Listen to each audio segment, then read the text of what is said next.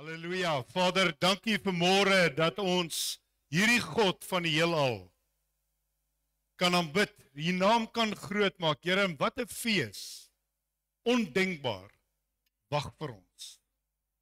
As ons in verbuistering in haar die teenwoordigheid van hierdie God wat ons aanbid, hy wat ons nog nooit gesien het nie, kan instap in die teenwoordigheid. Ja, Here, dit gaan ons totaal oorrompel. What a day that will be when my Jesus I shall see. En vanmôre bid ek, Vader, dat hierdie saad val, vrugbare grond. Dankie dat U vanmôre die saad nat maak en laat groei. En dat God altyd die eer sal kry in ons. Dankie vir dit in die wondersoete naam van Jesus. Amen. Glory.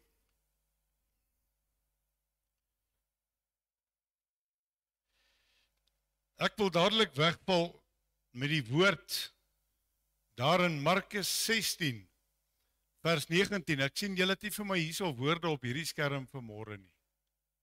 Kan dit moontlik wees? Daar is hy, ek kan daarom daar kyk, dankie. Dankie Koenraad, waardeer.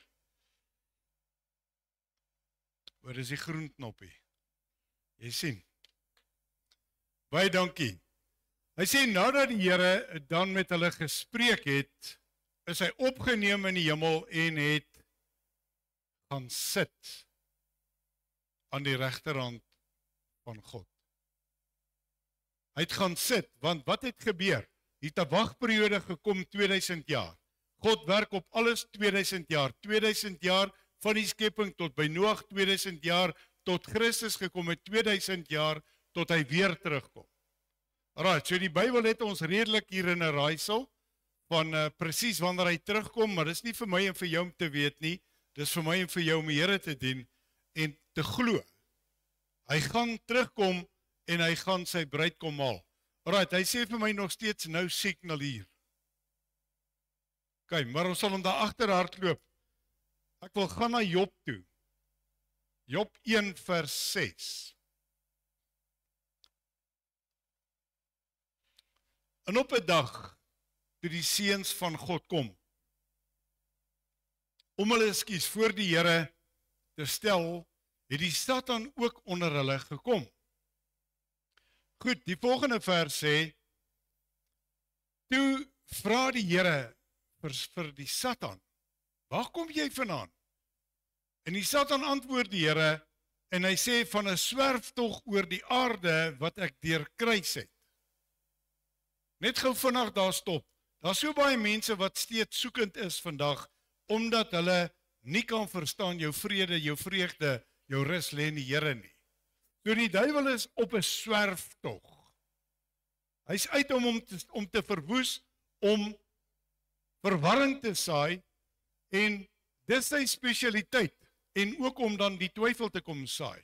Goed, hy sê in die volgende vers, en die Here sê vir die Satan, hier begin God nou bietjie spog, hy sê, het jy ag gegee op my knegt Job, want daar is niemand op die aarde soos hy nie, 'n man vroom en opreg, Godvreesend en wat afwyk van die kwaad. So wat doen God? Hy sonder een man uit, hy sê, het jy gelet op Job? Goed, die volgende vers sê, en die Satan antwoord die Here en hy sê, is dit verniet dat Job God vrees? Hier kom jou antwoord vanmôre. Jou oorwinning, jou deurbraak, jou redding lê in die vrees van die Here. Nou sê hy, is dit verniet dat dat Job die Here vrees? Goed, die volgende vers sê, het u nie self hom en sy huis en alles wat hy het, van alle kante rondom beskit nie. Die werk van sy hande het u geseën en sy vee het sterk vermeerder in die land. Met ander woorde, wat sê die duiwel? Die duiwel sê, ek sien wat God doen.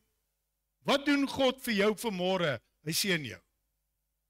Maar ons sien nie altyd die seën nie, ons sien altyd die negatief van hierdie seëninge.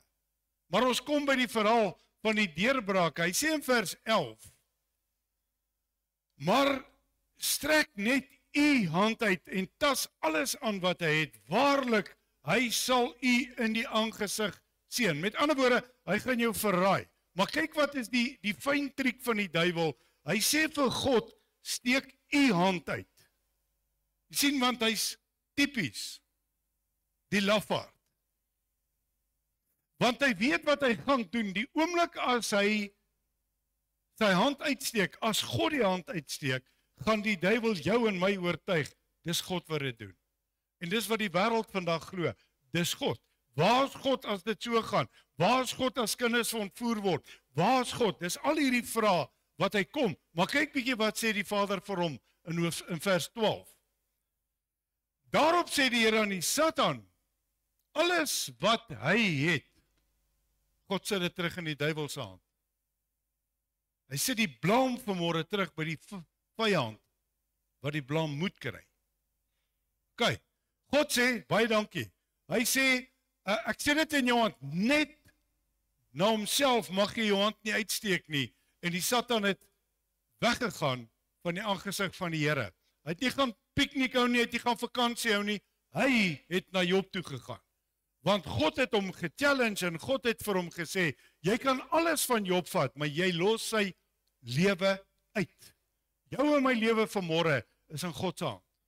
Onthou dit asseblief altyd. Die duiwel het nie 'n reg om jou dood te maak nie. Verstaan ons dit? Die duiwel gaan 'n reg hê om in te kom in jou lewe en verwoesting te saai as jy hom toelaat. Maar God besluit, watter dag is jou laaste dag op hierdie aarde. So, hierdie kalmte word gous op een dag. Sy kinders is besig om lekker te kuier, hulle hou party, ek praat van moderne tye, hulle kom by mekaar, daar kom 'n tornado, die hele huis word weggesweep, daar's moord, daar's dood, al sy kinders dood. Terwyl hulle om hierdie storie kom vertel hy van hier's verskriklike winde wat hardloop oor Suid-Afrika en ons weet wat gaan gebeur, hulle gaan die landerye aan die brand steek en daar verloor die ouens hulle oeste. En terwyl hy daarna oordink, sien hy hierdie donker wolke, hy sien hierdie ding wat aan die broei is en ou Job doen wat hy altyd doen, hy bid. Hy sê, wat is aan die gebeur hier? En terwyl dit gebeur,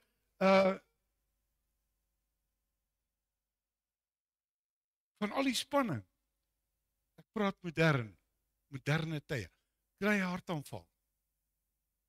En hy beland in die ICU. En hy beland in die hospitaal langs sy ou, 'n totale vreemdeling wat nie sy taal praat nie. Goddelike taal nie. So hierdie ou langs wie in die hospitaal beland, glo nie in God nie. Ek dink Job het sulke vriende gehad. Hulle het in God geglo, maar hulle was veroordelend. Hulle het hom sê, Job is omdat jy al hierdie sonde gedoen het. Jy sien, hulle het klaar besluit. En aan die beste, die teorie op die koek kom sy vrou, sy sê vir hom, man, vloek God, jy kan doodgaan. En hy sê, jy's dwaas vrou, hoe kan jy soeke goed, kan jy kwytraak? Alraai, dan wil ek gou spring na Job 13 toe, vers 1. En kyk, alles het my oog gesien, my oor gehoor en opgemerk. Vers 2 sê, wat julle weet, weet ek ook. Ek staan nie vir julle terug nie. Vers 3 sê, maar ek sal met die Almagtige, hier kom die geheim, ek sal met die Almagtige spreek en ek verlang om te pleit by God. So, hier is Job op die regte pad met al hierdie rampe, al hierdie dinge. Ouens, jy sit vandag dalk in die middel van 'n baie groot storm. Maar Job doen die regte ding. Hy sê, ek gaan hierdie saak met God uitmaak. Alright? Maar julle, hoor wat sê hy vir hulle in vers 4, julle pleister met leuns, kwaksalvers is julle almal. Hy sê, man, julle kom met mooi woordjies en julle wil vir my 'n klomp salf aansmeer, maar julle is kwaksalvers. Julle praat eintlik 'n klomp bog. Julle praat 'n klomp nonsens. En die wêreld is vol van dit. Daar's soveel leuns, almal wil vir jou 'n mooi storie kom vertel. En intussen tyd het niemand die begrip van waar jy jouself bevind nie, van waardeur jy gaan nie. Hy sê vers 5, ag, as julle maar heeltemal sou swyg, dan sou dit vir julle wysheid wees. God se woord sê, wees stil en weet ek is God. So Job gee vir hulle die beste raad hier, as julle maar net wil stil bly. Maar julle wys eintlik nou vir die hele wêreld, hoe onnoosel is julle. Want julle veroordeel, julle steek die vinger uit, julle besluit namens God. Ek, Job, het sonde gedoen. Alraai, dan gaan ek spring. Job is 'n goeie mens, hy's nie 'n slegte mens nie.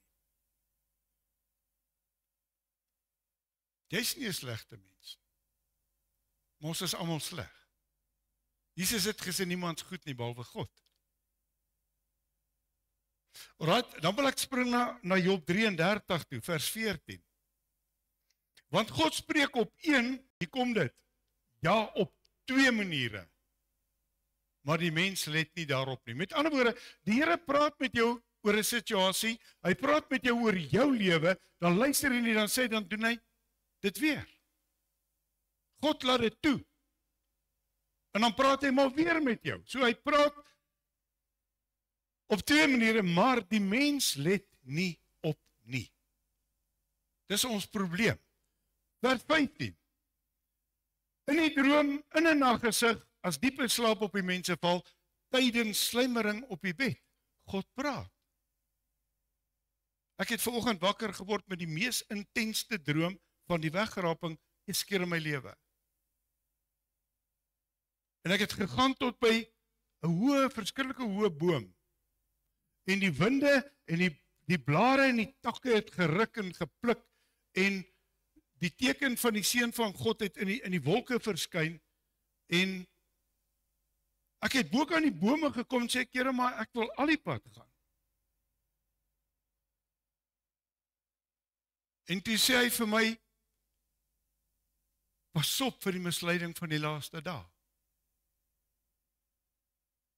En ek's baie opgewonde oor so 'n tipe van 'n droom, maar dit maak jou paraat. Dit maak jou paraat. Gaan ek saam? Gaan ek agterbly? Die Here verstaan my, die Here ken my, die Here weet alles van my, hy gaan verstaan. Nee, hy het die reël gegee. Hy het die reëls neergelê. Hy sê vers 16, dan open hy die oor van die mense en hy druk die seël op die waarskuwing aan hulle. OK? Vers 17, om die wat te doen, om die mens terug te hou van sy onderneming en trotsheid vir die man te verberg. So, die bose plan wat jy beplan, die bose dinge wat jy wel beplan, God sê ek wil jou terughou. Ek het vir jou 2 ore gegee, dat jy kan hoor. Alright? Maar dan wil hy ook hê, jy moet vanmôre besef, die trotsheid is vir God 'n gruwel, want daai selfe Satan wat voor hom staan en God sê, wat soek jy hier? Dan sê hy vir God,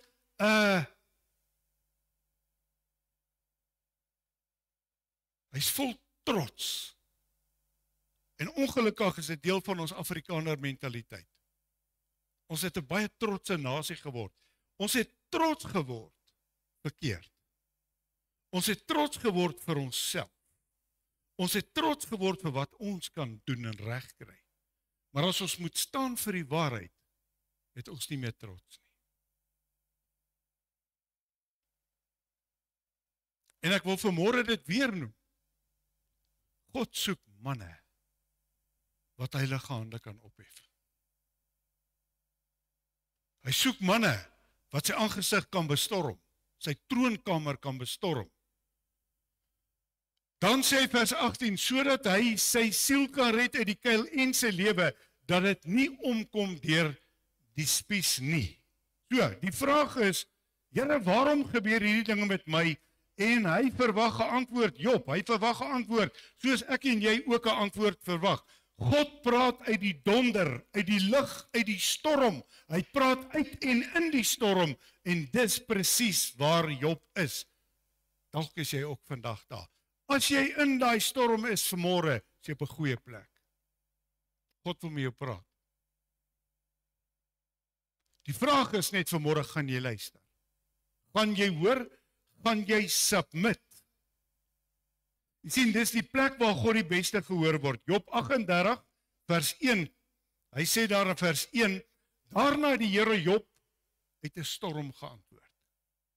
Jy gaan nou dink, hy het gesien, die huis val op die kinders, die tornado het gekom, die vuur het gekom, sy beeste, sy skape, sy kamele, sy donkies, alles is gesteel.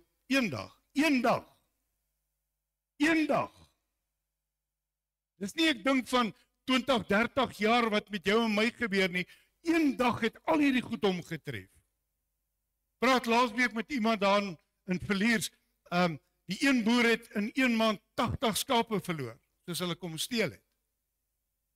En hy het sy skaapboerdery opgegee, maar dank die Here, hy is 'n suksesvolle staatboer nou. Hy sê, wie maak die raadsbesluit daar tot duisternis met woorde sonder kennis?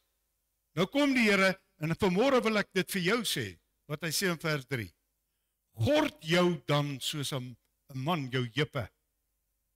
Dan gaan ek jou ondervra. En dan gaan jy my onderrig. OK. Nou vra God, waar was jy toe ek die aarde gegrond het? Gee te kenne as jy insig het. Vers 12 sê, het jy, solank as jy lewe, ooit die môre ontbied? Het jy vir die son gesê, kom op? Het jy vir die son gesê, gaan onder? Het jy vir die maan gesê, kom op? Het jy vir die sterre gesê, skyn? Die dageraad sy plek aangewys. Vers 17 sê, is die poorte van die dood vir jou ontbloot? En het jy die poorte van die doodskaduwee gesien? Vers 21, jy weet dit seker wel, want jy is toe gebore, en die getal van jou dae is groot. Jy sien, God ondervra hom, en God sê vir hom, maar jy weet mos nie goed, jy is mos eie wys. Jy het mos al die antwoorde vir elke vraag op hierdie aarde. So God se vraag is nie om Job te leer nie. God se vraag is vanmôre om vir jou en vir my en vir Job te verbuister. Wie is die groot God? Het jy al aan verwondering geraak oor hom? Het jy al gedink, hoe groot is hy? Het jy al vanmôre hierdie gedagte in jou gekoester? Die kleinste detail van jou lewe het hy uitgewerk. Hy is so betrokke. Hy kan jou nie faal nie. Hy sal jou nie faal nie. So hou op met die blame shifting, hou op om hierdie unieke God te blameer. Jy kan hom nooit blameer nie. Nooit. Dis 'n totale onmoontlikheid. Jy sien, hierdie vraag is om Job te leer om sy knieë te buig. En dan eintlik kom die antwoord wat God soek. Job 40 vers 4.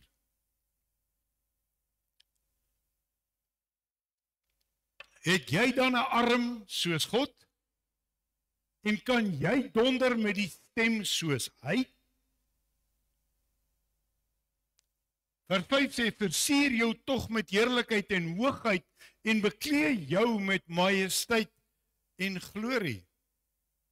God is versier met heerlikheid, met hoogheid, met glorie.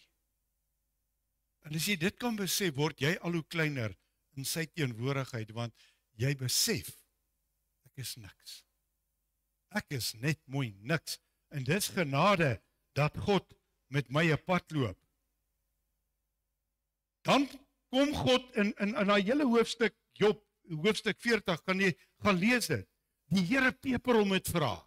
Hy sê, waar was jy? Waar was jy? Het jy die kameelperd se nek so lank gemaak? Het jy die panser gesit op die seekoei? Fyn detail.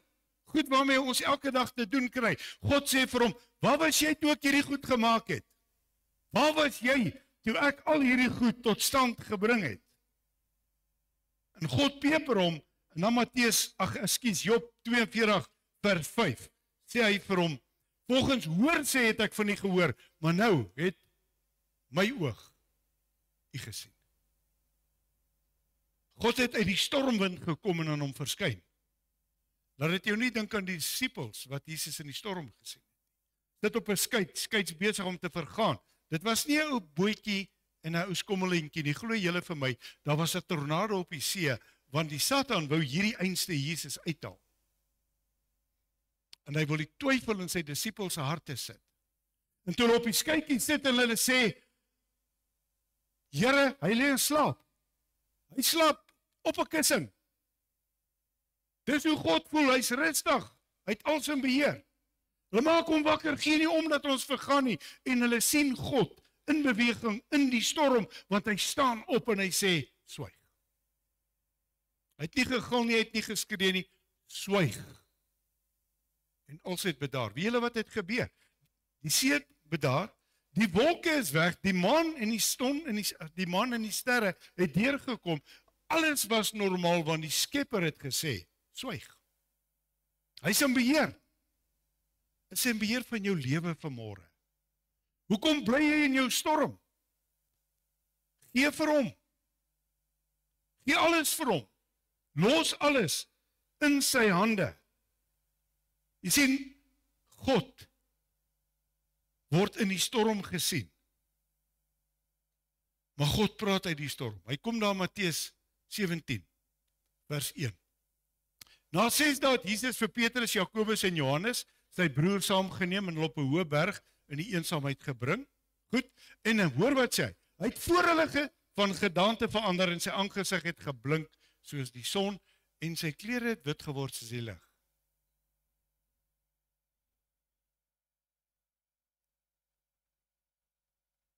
En kyk, daar verskyn aan hulle Moses en Elia in 'n gesprek met hom. En toe sê Petrus vir hom, Here, dis goed dat ons hier is, as u wil dat ons hier 3 hutte maak. Vir u een, vir Moses, een vir Elia, een. Jy sien nie waar kom jou menslike planne nou in. Die heerlikheid van God word voor hulle geopenbaar en hulle het dadelik 'n plan. Hulle wil hierdie groot God in 'n hut sit. Dis ons probleem. Ons sit God in 'n boks. Jou God is te klein vir jou. Jou God is nie vir jou groot genoeg om vir jou die onmoontlike te doen nie. Om vir jou die wonderwerke, om vir jou die deurbrake te gee nie. Daarom sit jy hom in 'n hut. En jy sê, ek sal jou uithaal daar as ek jou nodig het, my genie in the bottle. Ons werk so. Ons werk so. Want waar is die geloof? Sonder geloof kan ons hom nie behaag nie. En dan terwyl hy nog spreek oor dek, 'n helder ligtige wolk hulle met eens, en daar sê 'n stem uit die wolk, dis my geliefde seun. Dink julle so? God praat uit die donder, dit is my geliefde seun, luister vir hom.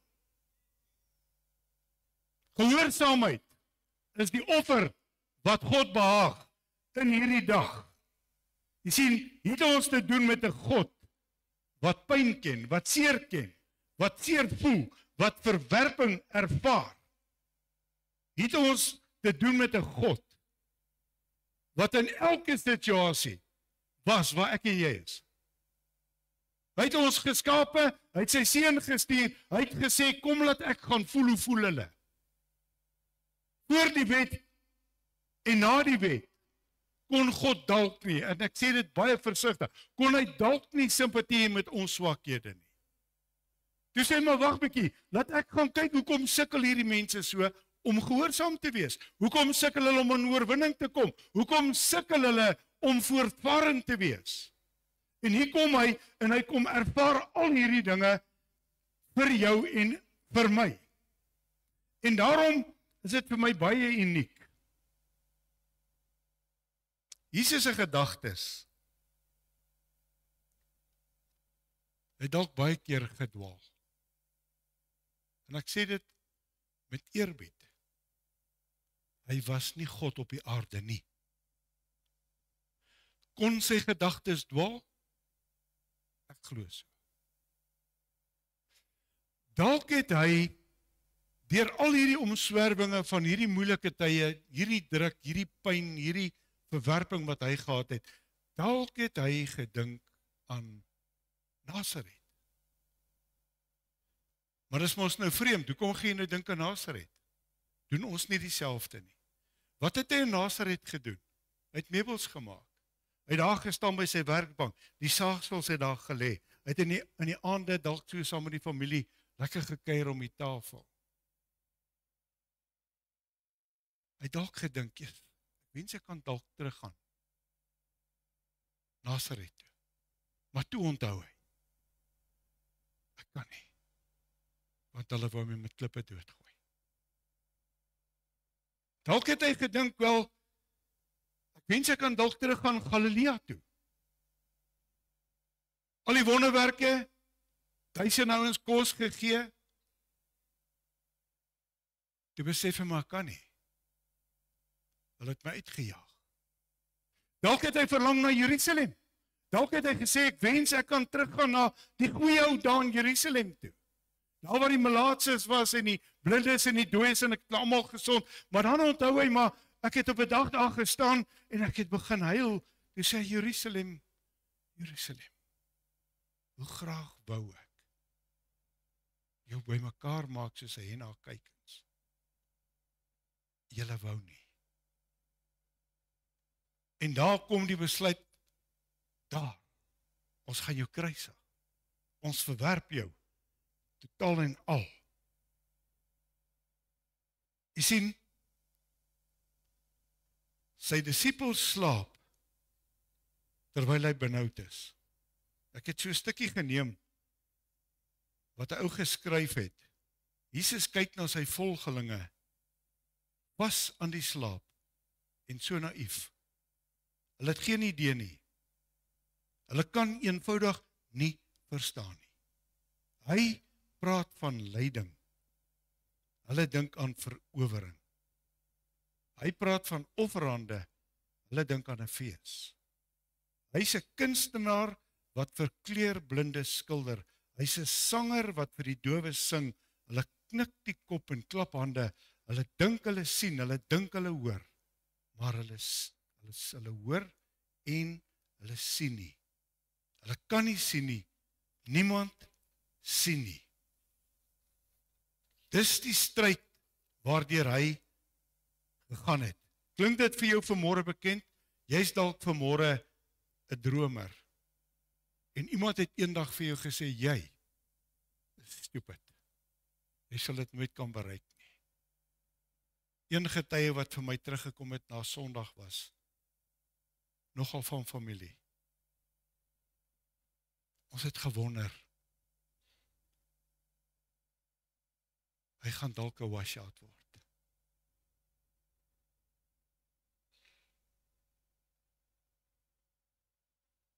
En dan kan hulle sê, ekskuus. Ek en jy, moenie jou droom laat gaan nie. Moenie jou droom laat gaan nie. Was dit my droom in die bediening te wees? Never. 2 jaar beklei, ek sê, nou huis. Nie manier nie. Maar weet wat, God het 'n manier om jou in 'n hoek te vat. Want hy weet wat is sy plan met jou. God het vir jou vanmôre, luister wat ek vir jou sê, het vir jou droom. Elkeen van julle wat hier sit, as jou droom dood is, gaan maak hom wakker. Gaan terug na Jesus toe. Sê, Here, maak hierdie droom weer lewendig. Dis nie myne nie, dis u droom. Dis God se droom vir jou lewe. Moenie toelaat dat die wêreld, die mensdom, jou droom vernietig nie.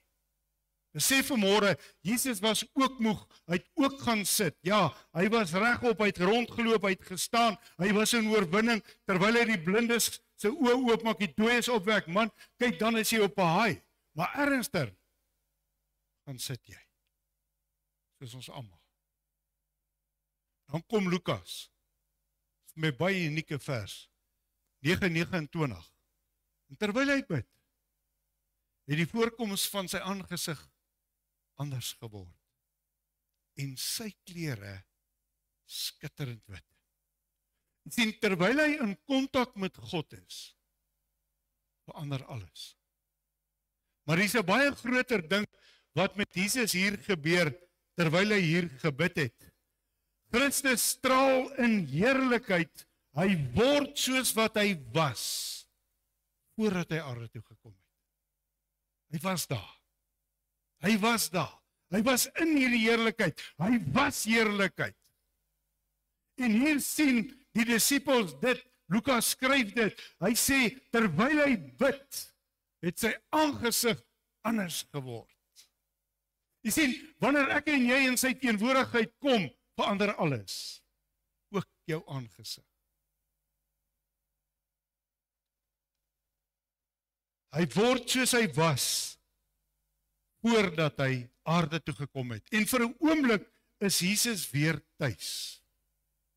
Hy is omring deur sy bekende geleide. Hy word omring deur hulle wat hom verstaan.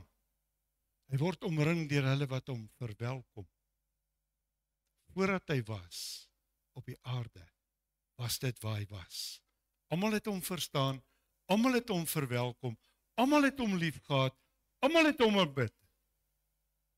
En hier, in 'n oomblik, word hy weer so.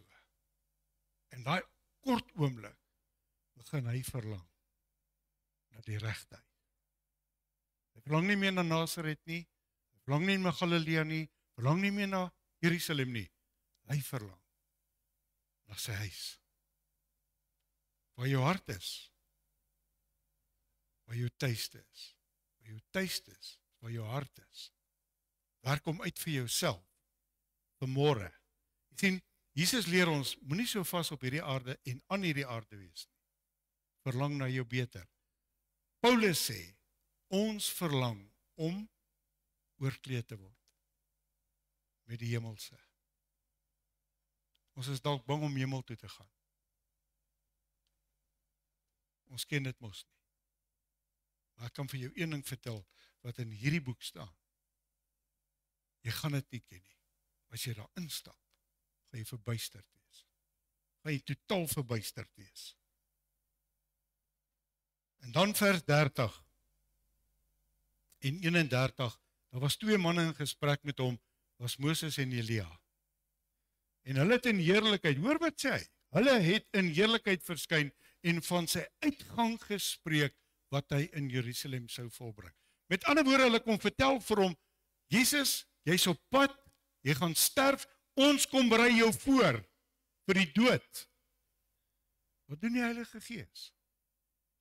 Ouens, wat doen die Heilige Gees? Hy berei ons voor vir daardie dag.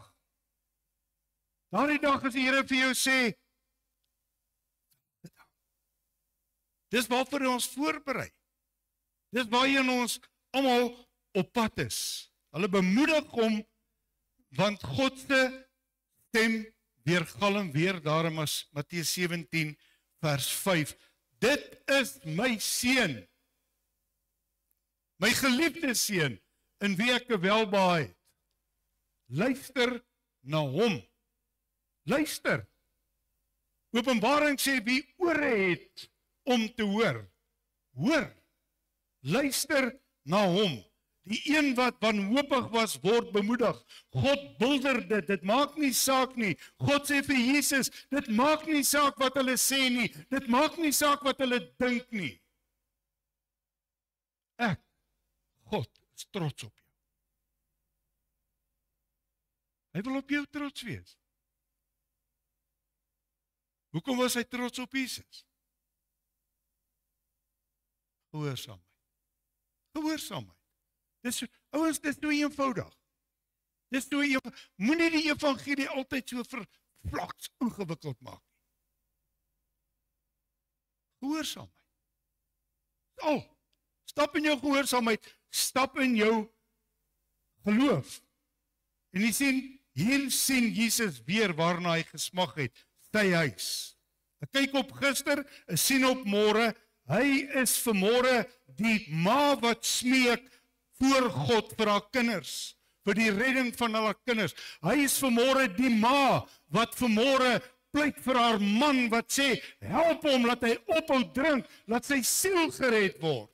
Hy is vanmôre die pa wat 'n eensame pad moet loop. Hy is vanmôre die pa wat loop daar in die donker, in die koue, wat die storms moet weerstaan. Hy is vanmôre daai pa, hy was daar.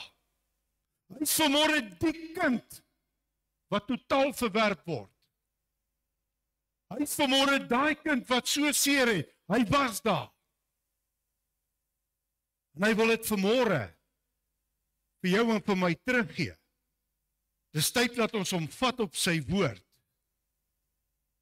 En daarom so gee môre se droom vandag vir jou en vir my moed. Ouens, en ek wil vir julle sê vanmôre, dis waaroor hemelvaart. Ons het almal 'n pad soos 'n Job. Ons het almal 'n pad soos 'n Jesus wat vir ons kom wys het. Ons kan daar deurkom. Ek en jy het vandag een begeerte. Ons wil by hom inwoon. So net soos wat hy weggevat is, het die engele wat by die disippels gestaan en gesê het, hierdie Jesus wat julle sien wegvaar, sal net weer so terugkom. Kom ek en jy raak verknog aan hierdie idee. Ons is op pad huis toe. Hierdie aarde het niks, aarde kan jou niks bied nie. Ek dink vir die ouer mense vanmôre hier, gaan jy begin besef, ons het alles gejaag na wind. En ons het niks bereik nie. Want weet jy wat het jy agtergekom? Al bereik jy miljoene, kom jy op 'n dag agter. So wat? Dit gee my ook nie meer satisfaksie nie. Geld koop geluk, gemak, guns vir 'n kort tydjie. En dan ernstig kom hierdie begeerte, ek gaan op strate van goud loop. En dis hoekom ek op hierdie aarde lewe. Kom ons bid saam en dan gaan ek vir ons dadelik 'n liedjie opsit. Jy kan of staan en dit saam sing, of jy kan luister en dit joune maak. En terwyl daai lied speel, gaan ons klaarmaak. Ons gaan na agter mandjie sit vir die ouens wat offerande wil gee vanmôre. Ons gaan nie opneem nie, ons gaan die mandjies daar agter sit, soos julle uitstap asseblief. Kom ons bid saam. Vader, dankie. Dankie vir hierdie dag, dankie vir 'n hemelvaart. Dankie, ons sit nie vanmôre op hierdie aarde hier met leepoogies en dink, ja, maar Jesus is dan bevoorreg, hy's hemel toe gevat. Dis nogal u belofte vir elkeen van ons. Dis die verwagting wat u vir elkeen van ons kom skep het. Daar's 'n ewige tuiste wat vir jou wag. En ek bid vanmôre dat ons hierdie hemelvaart sal sien as die grootste geskenk wat die Here Jesus vir ons kon gee, om te sê, kom julle huis toe, ek gaan julle aan Vader voorstel. Ek gaan julle aan my Vader met trots voorstel. Ek gaan julle voorstel aan hierdie God, wat jou so lief het, dat hy oor berge en deur dale sal gaan, om jou te kry. Dankie Here, dat soos met Job, het die vyand alles probeer, om ons te ontnigter, en om ons kwaad te maak vir God. Maar dankie dat u uit die storm met Job gepraat het. Dankie dat hy geluister het. Dankie dat ons vanmôre kan luister. En dat ons die voorreg sal hê, om daai ewige tuiste in te kan stap, met die grootste blydskap, en te kan terugkyk op hierdie aardse lewe en te kan sê, dit was dit alles die moeite werd. Vader, ek eer u vir dit, vir 'n volmaakte verlossingsplan. Ons eer u vir dit in die goddelike naam van Jesus. Amen. Baie dankie.